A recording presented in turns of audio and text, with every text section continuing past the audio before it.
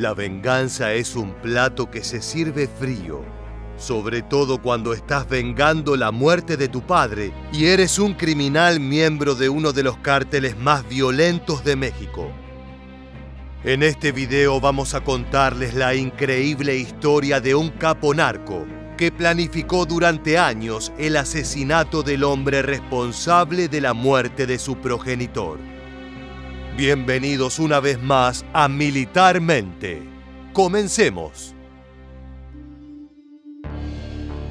José Rodolfo Villarreal Hernández era miembro de la Policía Federal de México y parte de su carrera en las fuerzas de seguridad la hizo en Sonora.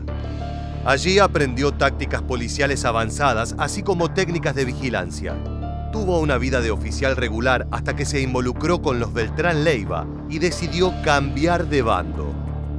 Nacido un 16 de enero de 1978, alcanzó el estatus de líder de plaza en San Pedro Garza García, dado que dirigía un grupo remanente del cártel de los Beltrán Leiva. De nacionalidad mexicana, Villarreal Hernández se ganó su apodo de El Gato, dado que supuestamente su rostro tenía rasgos felinos. A pesar de haber sido antes policía, este se convirtió en uno de los 10 fugitivos más buscados del FBI, que lo consideraba un hombre que siempre está armado y es sumamente peligroso. La Oficina Federal de Investigación llegó a ofrecer hasta $1 millón por información que llevara a su captura. Una de las razones por la que fue uno de los criminales más buscados del planeta fue debido a su participación en el acecho interestatal de una víctima, un hombre de 43 años, y en la conspiración para asesinarla por encargo el 22 de mayo de 2013. Increíblemente, la violencia de los cárteles mexicanos de la droga había llegado a Southlake, en Texas, un afluente suburbio donde no se había registrado un solo homicidio desde 1999. La víctima en cuestión fue Juan Jesús Guerrero Chapa. El hombre y su esposa llegaron a Southlake Town Square alrededor de las 6 p.m. y estacionaron su vehículo frente a la tienda de yogurt Yumilicious. Ellos pensaban que estaban completamente a salvo, pero por medio de un dispositivo de rastreo GPS adherido debajo de su Range Rover 2012, habían estado siguiendo sus movimientos desde hacía varias semanas. El matrimonio entró a la tienda de yogures y se sentaron en una mesa afuera. Caminaron por los alrededores y ella compró unos zapatos en Nine West. Dos hombres pasaron cerca de ellos a bordo de un automóvil rentado y escogieron cuidadosamente un lugar para estacionarse frente a un pequeño estanque. Era importante tener una vista despejada del Range Rover y de su presa. La pareja regresó a su vehículo cuando ya eran las 6:47 p.m. del 22 de mayo de 2013. En el momento que Guerrero Chapa se sentó en el asiento del conductor, una Toyota Sequoia se detuvo intempestivamente detrás de la Range Rover. Un hombre descendió del vehículo vistiendo una sudadera con capucha y una bufanda o pañuelo sobre su boca y nariz. Miró a su víctima, que no pudo reaccionar de la sorpresa y el miedo. El sicario descargó varios disparos certeros y asesinos contra el blanco a través de la ventana cerrada de la camioneta con una pistola 9 milímetros.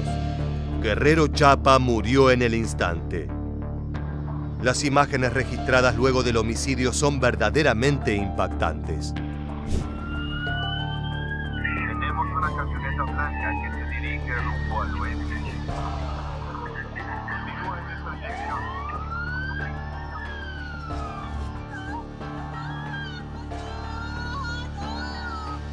¿Puede retirarse, por favor? Señor. Entendido. Hay un arma ahí abajo. El arma sigue ahí. En la investigación se pudo dilucidar que los sicarios habían estudiado exhaustivamente a su víctima. En el exterior de la casa de Juan Jesús Guerrero Chapa en Southlake, los vigilantes que rastrearon al abogado habían colocado cámaras con visión nocturna y detección de movimiento para captar imágenes de los vehículos que entraban y salían. El asesinado en esa simple tarde texana de 2013 no era un simple ciudadano, sino que se trataba de Guerrero Chapa, quien fuera abogado y operador del peligroso sanguinario Cártel del Golfo.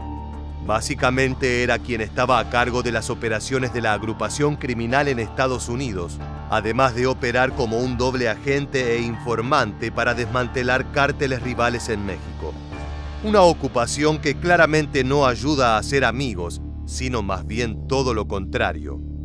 Según los informes, el abogado Guerrero Chapa defendió durante varios años a reconocidos integrantes del Cártel del Golfo, incluyendo a su ex líder, Osiel Cárdenas Guillén, quien actualmente cumple una sentencia de 25 años en una prisión federal de Estados Unidos. Como vamos a ver a continuación en este breve informe, este abogado tenía sus propios negocios y ocupaciones ilegales. Chapa knew all the players in the Gulf Cartel, and since he was a lawyer, he knew even more. Because of his connections and education, he was able to traffic drugs himself and offer legal defense to the people that traffic drugs. After Osiel was captured, Chapa became an informant, and because of his inside knowledge, he knew which traffickers had real money. He ended up telling investigators who were the valuable and rich traffickers.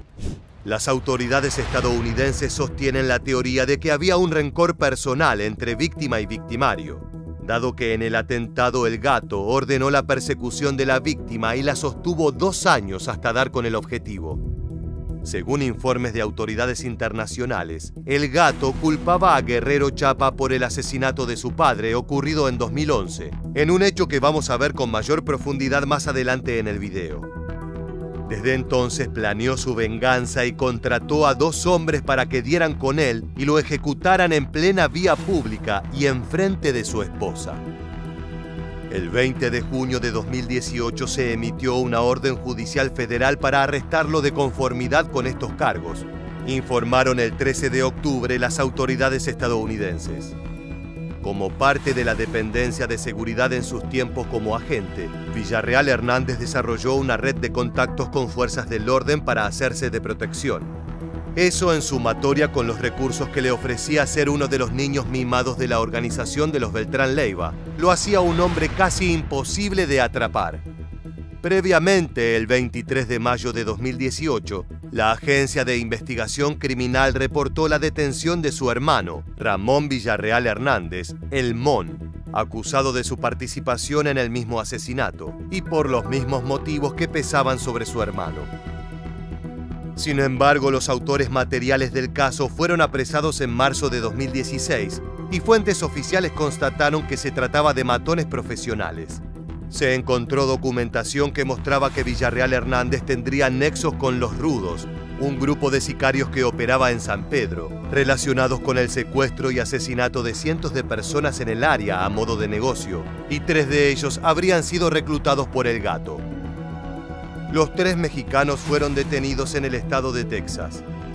2 de los hombres, Jesús Gerardo Ledesma Cepeda, de 59 años, y su hijo, Jesús Gerardo Ledesma Campano, de 32, mostraron un patrón de seguimiento de eventuales víctimas similar a la forma en que, de acuerdo con las autoridades, rastrearon a Guerrero Chapa antes de acribillarlo. Un tercer sospechoso en el asesinato, José Luis Cepeda Cortés, de 58 años y primo de Ledesma Cepeda, fue despedido de su trabajo en la desaparecida compañía Southwestern Bell, después de intervenir los teléfonos de su exmujer y su novio, amenazándolos con matarlos, de acuerdo con los documentos presentados ante la corte. Estos asesinos estaban vinculados a la desaparición u homicidio de 9 personas, de acuerdo con documentos presentados por las autoridades esta semana ante una corte federal.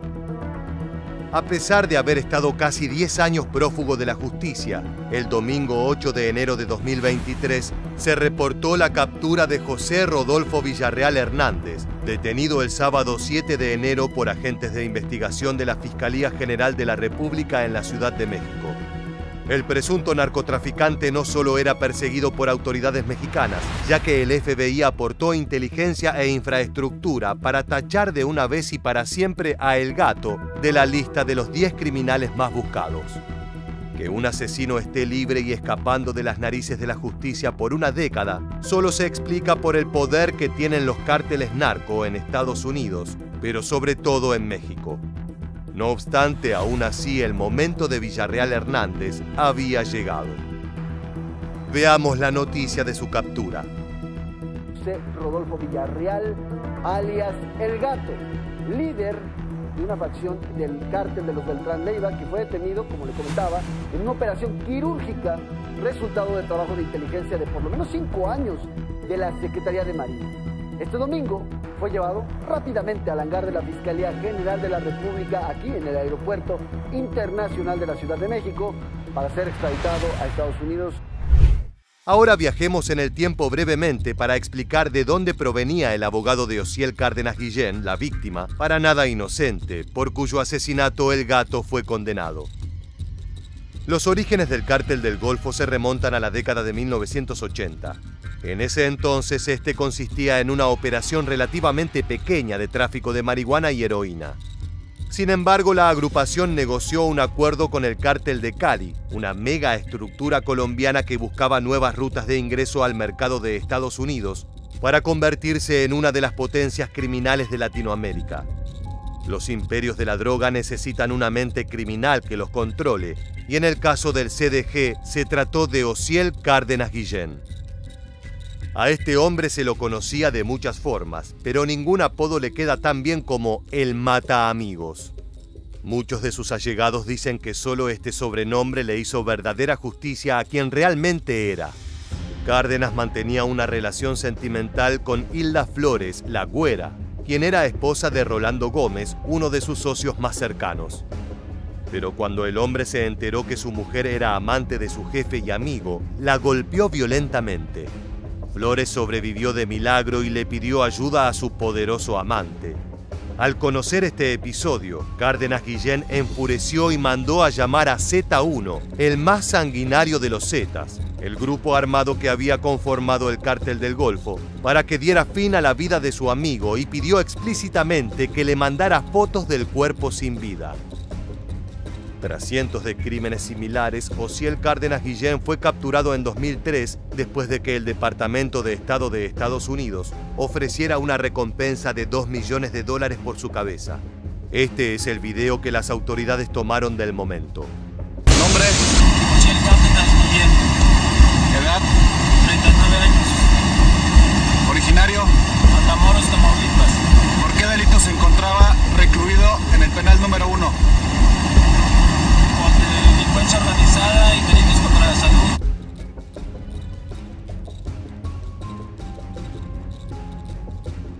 Cárdenas Guillén fue sentenciado a 25 años de cárcel por narcotráfico, lavado de dinero y amenazas a un oficial federal estadounidense. Aún así, el FBI adelantó la fecha de su liberación, la cual será el 30 de agosto de 2024, 4 años antes del tiempo establecido en su sentencia original. Todo gracias a gestiones de su habilidoso y turbio abogado, el malaventurado Juan Jesús Guerrero Chapa. El Distrito Sur de Texas del Departamento de Justicia, que procesó su caso, no informó abiertamente las razones por las cuales le redujeron la condena. Según se supo en investigaciones posteriores, el abogado personal y emisario del antiguo jefe del CDG vivía una peligrosa doble vida, siendo además un informante del gobierno de Estados Unidos. Como parte de un acuerdo que Cárdenas Guillén había negociado con los fiscales, Guerrero Chapa había transferido $50 millones en activos al gobierno estadounidense. El dinero en efectivo, helicópteros y otros artículos provenían del Cártel del Golfo y del que fuera su brazo paramilitar, los Zetas.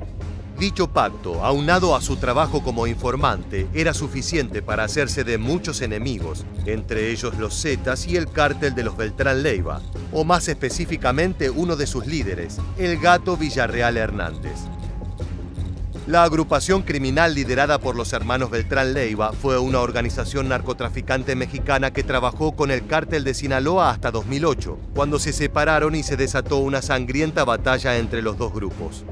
La organización Beltrán Leiva, uno de los grupos criminales más poderosos de México, se vio gravemente debilitada por numerosos arrestos y muertes, aunque ha logrado mantener su presencia en algunas zonas gracias a sus alianzas con grupos locales y con organizaciones más grandes como los Zetas. Veamos aquí un mapa de la expansión territorial del cártel. Beltrán Leiva, más conocido como el H, también operaba una amplia red de corrupción y lavado de dinero en Chiapas, Querétaro, Quintana Roo, Nayarit, Sonora, Sinaloa, Tamaulipas, Estado de México y el DF. Este cártel experimentó un vacío de poder en su liderazgo debido al arresto de Héctor Beltrán Leiva, alias El H, en 2014. Sería en ese momento que El Gato se haría con una de las facciones de la organización y se convertiría en líder. Sin embargo, sería el rencor personal lo que motivaría explícitamente la muerte del ilegítimo abogado, y no una pelea de clanes narco. La historia comienza alrededor del año 2000 en el rancho de Guerrero Chapa, en Guanajuato. Después de que Cárdenas Guillén amenazara a unos agentes estadounidenses a punta de pistola en Matamoros, se fugó y se escondió en el rancho de su abogado, según consta en el expediente de la investigación. Un policía de bajo nivel conocido como Madrina se enteró de que Cárdenas Guillén estaba ahí. El oficial le dijo a Guerrero Chapa que mantendría silencio con respecto al paradero del capo narco si le pagaban. Cuando Guerrero Chapa le comentó a Cárdenas Guillén del intento de extorsión, su jefe dijo que se haría cargo del asunto. Después de ese momento nunca más se volvió a saber de este oficial Madrina, pero sí de su hijo, que no era otro que Rodolfo Villarreal Hernández, quien empezó a cocinar su venganza desde el preciso momento en que se enteró de la muerte de su padre. El Gato, como ex agente de policía de San Pedro Garza García y en ese momento miembro del alto rango del cártel de los Beltrán Leiva, sabía que si no quería terminar en prisión iba a tener que actuar con cautela. Por eso contrató en 2011 a los sicarios de Los Rudos para rastrear y asesinar a Guerrero Chapa. Los rumores dicen que El Gato disfrutaba de los reportes periódicos de los asesinos a sueldo que había contratado, saboreando la dulce venganza que había planificado contra el responsable de la muerte de su padre. Si bien el narco conseguiría su vendetta, eventualmente tuvo que pagar el precio con su captura.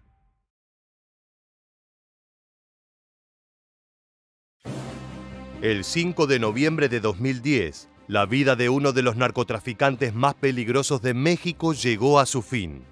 Antonio Ezequiel Cárdenas Guillén, mejor conocido bajo su nombre de guerra, Tony Tormenta, fue abatido en la ciudad fronteriza de Matamoros, en el estado de Tamaulipas. Este hombre no era un criminal cualquiera, sino que se trataba de uno de los jefes del Cártel del Golfo, uno de los carteles más grandes de América Latina de esa época, que se disputaba el liderazgo regional contra los Zetas y Sinaloa. No obstante, para el gobierno mexicano y su campaña contra el crimen organizado, que tomó mayor fuerza en 2006, eliminar al capo no fue tarea fácil. La operación fue masiva y requirió la participación de más de 600 infantes de la Marina Mexicana, quienes utilizaron camiones, automóviles y otros elementos para bloquear los caminos hacia la frontera con Estados Unidos y así evitar la posible huida del capo. Acompáñanos en un nuevo episodio de Militarmente para conocer la historia detrás de la caída del peligroso narcotraficante Tony Tormenta. Antonio Ezequiel Cárdenas Guillén fue uno de los narcotraficantes más peligrosos de México y junto a su hermano Osiel tomaron el liderazgo del Cártel del Golfo. En los 90 construyeron un vasto imperio criminal que encontró su epicentro en Tamaulipas, donde los Cárdenas Guillén crearon a los Zetas a partir de reclutar a exmiembros de las Fuerzas Especiales Mexicanas, quienes actuaron como guardaespaldas de los capos. Para el año 2013, el Cártel del Golfo era considerado un peligro mundial de acuerdo al FBI y otras organizaciones de justicia internacional. Los narcotraficantes habían encontrado su lugar junto a la camorra italiana, los yakuza japoneses y el Círculo de los Hermanos de Rusia, las mafias más temidas del planeta. Pero la fama no solo les trajo poder, sino también enormes problemas. Por una parte, Osiel fue detenido en un operativo conjunto entre las fuerzas mexicanas y las autoridades norteamericanas, y aún cursa sentencia en el estado de Texas. Al mismo tiempo, una enorme traición comenzaba a fraguarse en el cártel. Los Zetas se habían fortalecido al punto de que planeaban separarse por cuenta propia. En este terrible clima, Antonio y sus otros dos hermanos intentaron cubrir el vacío de poder que dejó Osiel, lo que los puso en el centro de la mira, tanto de sus enemigos como de la justicia estadounidense. Pocos creerían que, de ser un pequeño dealer en la década de los 80, Antonio llegaría a convertirse en uno de los hombres más temidos y buscados del continente. Bajo el seudónimo Tony Tormenta, nombre de guerra con el que dirigía las operaciones en la zona del Golfo, este hombre organizó la logística, empaquetado y traslado de incontables kilogramos de droga hacia Estados Unidos a través de la frontera con Brownsville, Texas. Su poder se extendió por toda la costa este de México, al menos hasta el 2009, cuando sus propios hombres disputaron el territorio. Los Zetas, el cártel más violento que había visto el país latinoamericano hasta la fecha, se levantó contra los hermanos Cárdenas Guillén, comenzando así una brutal guerra que convirtió a Tamaulipas en un eterno campo de batalla. Con los sicarios de los Zetas a sus espaldas, Tony Tormenta no vio que desde el norte llegaba otra tormenta. La DEA, oficina especializada en combatir el narcotráfico en Estados Unidos, presionó al gobierno mexicano para que golpeara al cártel del Golfo. El plan era simple: si le cortaban la cabeza a la serpiente, el cuerpo eventualmente moriría. Así comenzó a forjarse un amplio operativo para detener al capo criminal, que involucró al Ejército y a la Marina de México, quienes emplearon a 660 efectivos para sitiar toda la ciudad de Matamoros, cuartel general de los malvivientes. El 5 de noviembre de 2010, la ciudad de Matamoros amaneció deshabitada, como si ese día el mundo se hubiera detenido. Las escuelas suspendieron las clases, los servicios públicos de transporte redujeron su servicio al mínimo y las dependencias gubernamentales quedaron completamente cerradas. La mayoría de los comerciantes no abrió sus puertas al público. La muerte llegaba junto al viento y no había escapatoria posible. Los 3 puentes que conectan México con Estados Unidos habían sido bloqueados con camiones militares y vehículos de gran porte. Las persecuciones comenzaron temprano, con disparos y explosiones chisporroteando por toda la urbe. Cientos de infantes de marina habían entrado en Matamoros con armas largas, escopetas y hasta lanzagranadas. Pero del otro lado no los esperaban delincuentes comunes y corrientes. Tony Tormenta dirigía al que por entonces era el cártel más peligroso de la región, por lo que sus hombres estaban preparados para enfrentar cualquier amenaza. La guardia privada de Tony eran los Escorpiones, sicarios altamente entrenados que no sentían temor de plantarle cara ni a las fuerzas de la ley ni a sus enemigos dentro del narcotráfico, los Zetas. Las batallas comenzaron a darse en todos los puntos de la ciudad y los narcotraficantes decidieron secuestrar vehículos civiles para bloquear la llegada de refuerzos militares. Todos los caminos quedaron cerrados, tanto por elementos de las fuerzas del orden como por los malhechores. El primer choque entre criminales y fuerzas federales ocurrió a las 10 de la mañana, en un cruce de calles justo frente a la vieja sede de la Procuraduría General de la República, donde el intercambio de balas causó la muerte del reportero Carlos Alberto Guajardo Romero, quien se había acercado al lugar a cubrir la brutal escena. A partir de este momento, la violencia se extendió como un incendio por toda la ciudad y el pánico cundió entre los inocentes vecinos de Matamoros, que poblaron las redes con mensajes desesperados. Para las 3 de la tarde, las fuerzas navales mexicanas dieron con el paradero de Tony Tormenta y acudieron a su captura, aunque fueron recibidos por el fuego de armas de alto calibre y granadas. Los sicarios defendieron a su líder hasta las últimas consecuencias. El capo del cártel del Golfo intentó una huida a bordo de una camioneta negra, protegido por sus guardaespaldas personales, que llevó el combate a lo largo de las calles de Matamoros. En la persecución del infame líder participaron 170 elementos de la Marina, que se movilizaron en 3 helicópteros y 17 vehículos tácticos, con tal de detener la escapada desesperada de Cárdenas Guillén. Finalmente, cerca de las 6 de la tarde, las fuerzas mexicanas pudieron detener a Tormenta junto a su guardia personal y se cruzaron en una intensa balacera. En el fuego cruzado, el capo del narcotráfico fue herido de muerte, al igual que 2 de sus hombres y 3 operarios del ejército. Tony Tormenta murió abatido por las balas de los infantes de marina, poniendo fin a casi 10 años de terror al frente del cártel del Golfo, aunque su terrible legado sería continuado por sus hermanos, si bien con menor presencia. La operación fue considerada un éxito y celebrada por el gobierno de México, la DEA y las autoridades estadounidenses como un duro golpe al narcotráfico en la frontera norteamericana. No obstante, existen varias contradicciones entre los resultados, ya que algunos informes aseguran que ese día fallecieron 50 sicarios del cártel del Golfo, gracias a las acciones del ejército y la Marina mexicana. Por su parte, medios de Estados Unidos, especialmente de Texas, publicaron que la cifra de muertos había sido cercana a 100 entre criminales, soldados y civiles. Por otro lado, la muerte de Tony Tormenta también generó una brutal ola de violencia en la costa este de México, ya que los Zetas aprovecharon el periodo de acefalía del Cártel del Golfo para lanzar una campaña por el poder regional, lo que se tradujo en más de 10.000 muertes a raíz de las guerras entre narcotraficantes.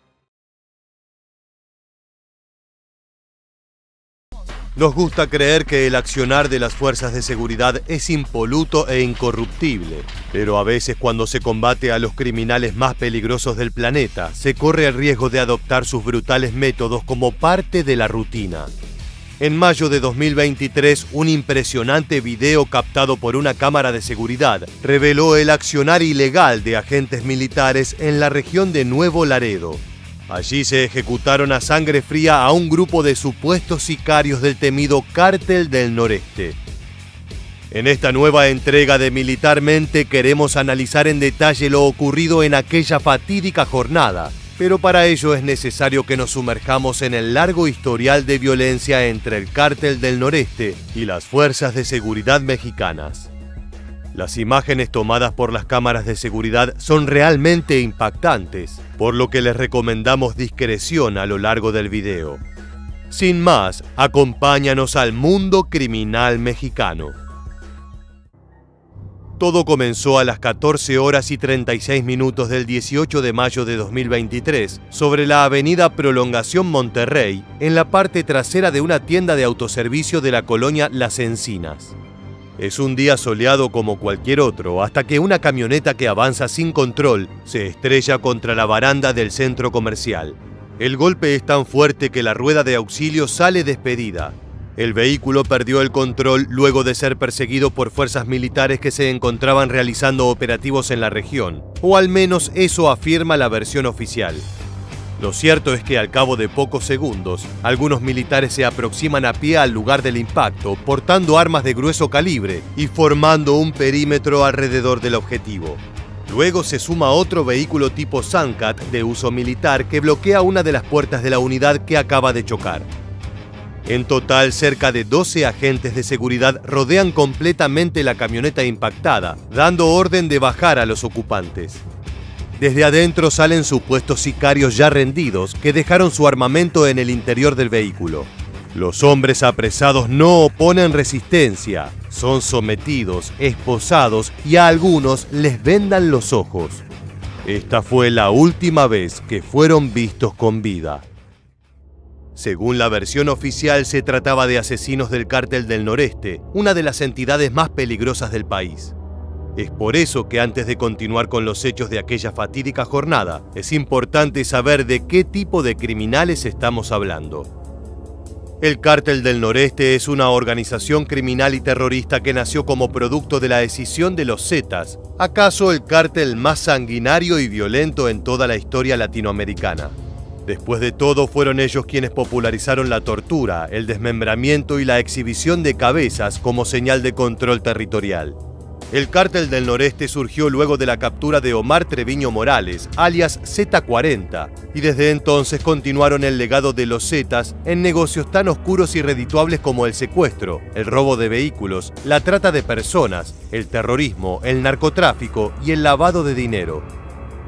Su centro de operaciones se encuentra en la ciudad de Nuevo Laredo, su plaza principal, y desde allí extiende sus tentáculos a toda la región, incluyendo los estados de Tamaulipas, Nuevo León, Zacatecas, Morelos y Tabasco. Incluso se presume que sus sicarios y traficantes tienen presencia en otros países como Guatemala, Honduras y Colombia.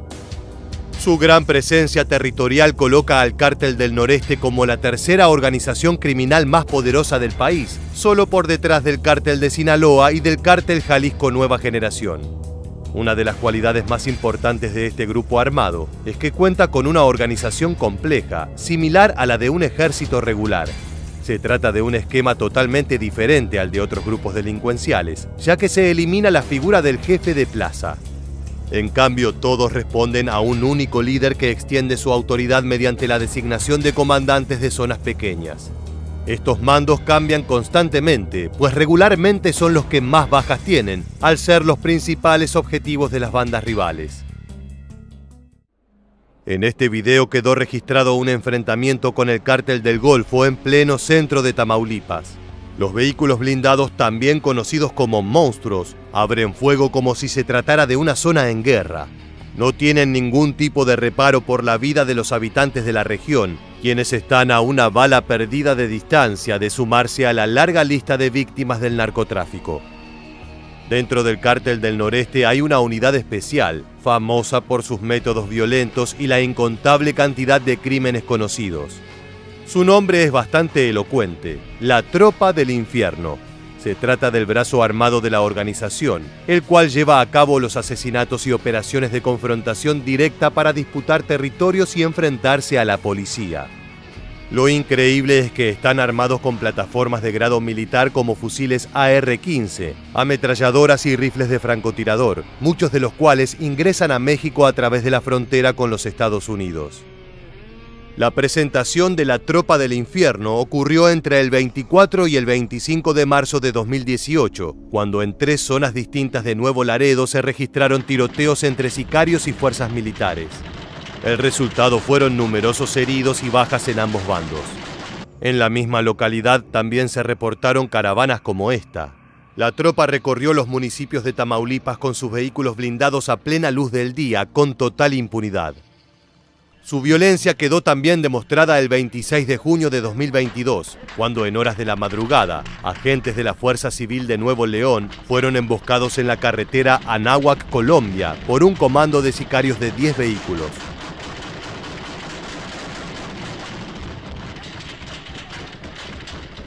El convoy abrió fuego. Los elementos policiales, al percatarse que no podían repeler el ataque, tuvieron que solicitar apoyo.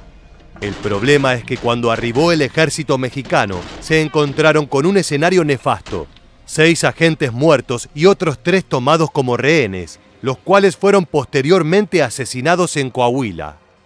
Aquella tragedia resulta fundamental para comprender la enemistad visceral que existe entre las fuerzas de seguridad y el Cártel del Noreste. Ahora sí, regresemos a la fatídica jornada del 18 de mayo de 2023. Una vez que la escena está bajo control, podemos ver cómo uno de los soldados extrae un arma de gran tamaño desde adentro del vehículo. Por la silueta del fusil, se trata de un Barrett M82, la legendaria arma calibre .50 que ha protagonizado tantas escenas de violencia en México. Luego de inspeccionar todo el vehículo y retirar varias de las armas que portaban sus ocupantes, el personal militar procede a extraer a los sospechosos y a esposarlos. En las imágenes tomadas por la cámara de seguridad no se ven escenas de resistencia por parte de los supuestos sicarios. El control de la situación está totalmente en manos de los soldados mexicanos, que a pesar de esto arrastran e incluso patean a algunos de los detenidos de forma violenta. Se estima que el hombre que fue arrastrado se encontraba inconsciente por el impacto de la camioneta y que presentaba algunas heridas en sus piernas. Más allá de las patadas y empujones, no se ve mayor violencia por parte del cuerpo de seguridad, aunque sí una gran precaución. Después de todo, se trata de una incautación de armamento de alto poder destructivo a supuestos miembros de un peligroso cártel narco. El problema es que de a poco la escena se asemeja cada vez más a una ejecución. Uno de los militares parece dar la orden de acomodar a los sospechosos contra la pared, incluso al hombre inconsciente, quien acaba de recibir más patadas por parte de un soldado. Una vez que están acomodados, se puede ver a un uniformado disparando a quemarropas al grupo de criminales. Luego, una de las personas aprehendidas comienza a moverse con desesperación. Es entonces cuando el resto de los soldados desenfundan sus armas y disparan como si estuvieran en peligro.